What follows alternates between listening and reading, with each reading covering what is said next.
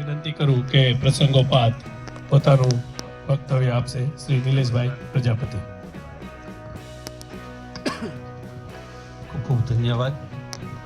મંચ ઉપર બિરાજમાન વિષ્ણુભાઈ, ભૂપતભાઈ, વસંતભાઈ તેમજ સમગ્ર અખિલ ગુજરાત પ્રજાપતિ સંઘના અને સમસ્ત પ્રજાપતિ સમાજના હોદ્દેદારશ્રીઓ, ટ્રસ્ટીશ્રીઓ, આજનો પ્રસંગ આપણા માટે ખૂબ યાદગાર દિવસ છે.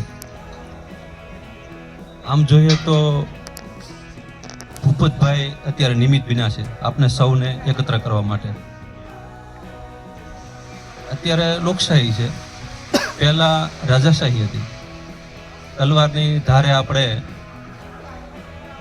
રાજા રજવાડા વખતે રાજ્ય જીતતા અને સર્વ ભૂમિના રાજા બનતા, ચક્રવર્તી તરીકે જાહેર કરતા. ભૂપત નામ જ એવું છે. ભૂપ એટલે જમીન અને પત એટલે એના પતિ. ભૂમિના પતિ એટલે કે ભૂપત, એનો અર્થ એવો થાય. પરંતુ વર્તમાન સમય લોકશાહીનો છે, એટલે આપણા હૃદયમાં જે રાજ કરી રહ્યા છે એવા શ્રી ભૂપતભાઈ આજે આપણને નિમિત્ત બનાવ્યા છે, ત્યારે એના આપણે એક તાળીથી ખૂબ જ સરસ મજાનું બહુમાન કરીએ. જાહેર કાર્યક્રમ છે, રેકોર્ડિંગ થાય છે, એટલે એક અધિકારીનું નામ નહીં દઉં, એક નાનું એવો ઉદાહરણ દઈશ તમને. એક સરકારી અધિકારીને મારે મળવાનું થયું. અધેવાડા વિદ્યાર્થી આપણું ભવન છે, એમની એક ટૂર ગોઠવી નાની એવી, કે એમને નોલેજ મળે એટલા માટે. અને એ પણ ત્યાંના અગ્રણીઓ જે હતા એમના સહકારથી વિનામૂલ્ય વિદ્યાર્થીઓને આપણે ટૂર કરાવી. ત્યાં વિદ્યાર્થી એક અધિકારીને મળવાનું થયું, એટલે વિદ્યાર્થી સાથે એટલી બધી આત્મીયતા, એટલા વિદ્યાર્થી એ અધિકારી એટલા બધા ઉત્સાહી હતા. એટલે જ્યારે એ સંકુલનું નિર્માણ થઈ રહ્યું હતું, જેની અમે મુલાકાત લેવા જઈ રહ્યા હતા, તો એ અધિકારી અને કોન્ટ્રાક્ટર વચ્ચે આપ સૌ જાણો છો અત્યારે સરકારી કચેરીમાં કઈ રીતે ફાઇલો આગળ ચાલતી હોય છે.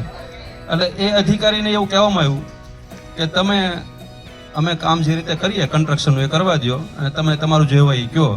ત્યારે એ અધિકારી ક્લાસ 1 અધિકારી હતા, એમણે એવું કીધું કે મને જે તમારા દેવાના છે ને એ રકમ તમે આ કન્સ્ટ્રક્શનમાં વાપરી નાખો. આજની તારીખે એ અધિકારી મારી સાથે લાઈવ જોડાયેલા છે. અને આજની તારીખે તમારા આમાંથી કોઈ પણને વિદ્યાર્થીની મુલાકાત એક નોલેજ માટે કરાવી હોય, એ હું નથી નામ એટલા માટે લેતો કે કારણ કે રેકોર્ડિંગ ચાલુ છે એટલા માટે. તમારે એની ટાઈમ કહેજો, તમને વિદ્યાર્થીઓને વિનામૂલ્યે ત્યાં રહેવા, જમવા અને એક સરસ મજાની મુલાકાત થાય એ આપણે ગોઠવી દઈશું. એટલે એમનું યોગદાન હતું, એટલા માટે એ સક્સેસફુલ થયા અને આપણને, આપણા પ્રજાપતિ સમાજના વિદ્યાર્થીઓને પણ એનો લાભ મળ્યો. એ અધિકારીએ એવું મને કીધેલું કે અત્યારે આપણે બજારમાં જઈએ અને કેરી ખાઈએ તો તમે કે હું કે આંબો વાવવા ન ગયા હતા, ખેતરમાં જે આંબો હોય, વાડીમાં જે આંબો હોય, એ જે ફળ અત્યારે માર્કેટમાં આવ્યું હોય, એ આંબો તમે ને મેં નથી વાવ્યો, એ આપણી આગળની પેઢીએ વાવેલો છે. એટલા માટે આપણે એનું ફળ ખાઈ રહ્યા છે. આપણે અત્યારે શિક્ષણ પ્રત્યે જાગૃત થવું છે, તો કન્યા છાત્રાલય તરફ આપણે આગળ વધી રહ્યા છે. હવે એ આપણે અત્યારે આંબાનું રોપણ કરી રહ્યા છે. એ આંબામાં આપણે એક ડોલ પાણી રેડશું અથવા તો ખાતરનું આપણે યોગદાન બનશું, તો ભવિષ્યમાં આવનારી પેઢીને એનું ફળ મીઠું મળશે. આપણે એવું ઈચ્છીએ છીએ કે આપણો સમાજ શિક્ષિત બને, આપણી દીકરીઓ, બહેનો દીકરીઓ એજ્યુકેશન મેળવે.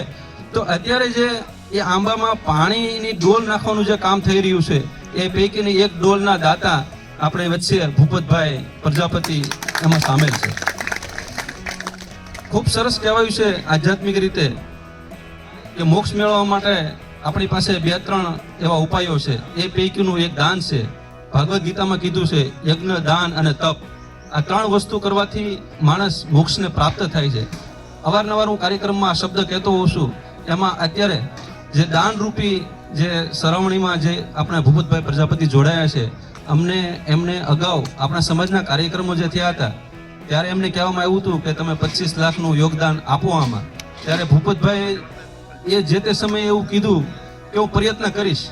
પણ જ્યારે માણસ સંકલ્પ લે છે, જ્યારે પોતાના વિચારોથી એવું નક્કી કરી નાખે છે કે નહીં મારે કરવું જ છે, તો એ એમના પરિવાર સાથે બેઠા, એમના ભાઈ સાથે બેઠા, એમના પરિવાર સાથેની અનુમતિ મેળવી. અને સૌથી આનંદની વાત એ છે કે મારે તો ઘણું બધું કરવું છે, પણ મારો પરિવાર જ્યારે એગ્રી થાય એ કાર્ય માટે, ત્યારે એ આપણા માટે ખૂબ જ સરસ મજા, આપણા ઉદ્ધાર માટે એ બહુ મોટું યોગદાન હોય છે. એમના પરિવારને ખૂબ તાળીઓથી વધાવી લ્યો કે એમનો સમગ્ર પરિવાર આ વાતમાં યાદવી થયો. અને 21 લાખનું વ્યક્તિગત દાન અને એ ઉપરાંત 4 લાખ એ જે તે એમના સંપર્કો છે, એમના આપણા સમાજના અગ્રણીઓ છે, એમાંથી 4 લાખનો મેળ કરી અને 25 લાખ એમણે જે સંકલ્પ લીધો એ પાર ઉતાર્યો. એટલે આવું દરેક વ્યક્તિ અહીંયા બેઠેલી એક વ્યક્તિ એવું ધારે કે મારે કંઈક કરવું છે સમાજ માટે. મનોમન સંકલ્પ કરો, ભલે તમારી ક્ષમતા ન હોય પણ તમે થોડોક એવો સંકલ્પ કરશો તો એ સાકાર થશે. જેવી રીતે ભાવનગરમાં પ્રજાપતિ શિક્ષણ ભવન અત્યારે કાર્યરત છે, એમાં માત્ર એક સંકલ્પ જ હતો. આપણી પાસે મૂડી ન હતી ત્યારે, એ સમયે જ્યારે સંકલ્પ લીધો ત્યારે, પણ એ થઈ ગયું. માત્ર પોઝિટિવ વિચાર હોવો જોઈએ, સારો સંકલ્પ હોવો જોઈએ, તો કોઈ પણ કાર્ય અશક્ય નથી. એ એમનું જીવતું જાગતું ઉદાહરણ છે. ભાવનગરમાં પ્રજાપતિ શિક્ષણ ભવન, આજે 100 વિદ્યાર્થીઓ ત્યાં અભ્યાસ કરી રહ્યા છે. સાહેબે વાત કરી તેમ 35 થી 40 સ્ટુડન્ટો ત્યાં સરકારી નોકરી મેળવી છે. પ્રાઇવેટમાં તો એથી પણ મોટી સંખ્યા છે કે પ્રાઇવેટ સેક્ટરમાં એ નોકરી કરી રહ્યા છે. આવું ને આપણું ભવિષ્ય ઉજળું કરવા માટે આપણે સમાજમાં આવી મિટિંગો, આવું જે કંઈ નિમિત્ત થતા હોય ભૂપતભાઈ જેવા મહાનુભાવો, તો એમાં આપણે જોડાઈએ, એમાં યોગદાન આપીએ, એમાં સમયદાન આપીએ, તો પણ આપણા સમાજનો ઉદ્ધાર થશે અને શિક્ષણ ક્ષેત્રે આપણો વ્યાપ વધશે. આપણને આવા નવા ભૂપતભાઈ પ્રજાપતિ મળતા રહે સમાજને, અને સમાજનું આર્થિક રીતે યોગદાન મજબૂત બને અને આપણે પણ, આપણી આવનારી પેઢી પણ સુખી, સંપન્ન, શિક્ષિત થાય. બસ એ જ અભ્યર્થના. ખૂબ ખૂબ ધન્યવાદ. બીજું કે અમારા એક નિલેશભાઈની જે હમણાં વાત કરી ને, એ નિલેશભાઈ બહુ મોટા, આપણા માટે બહુ મોટા છે. અમે એમને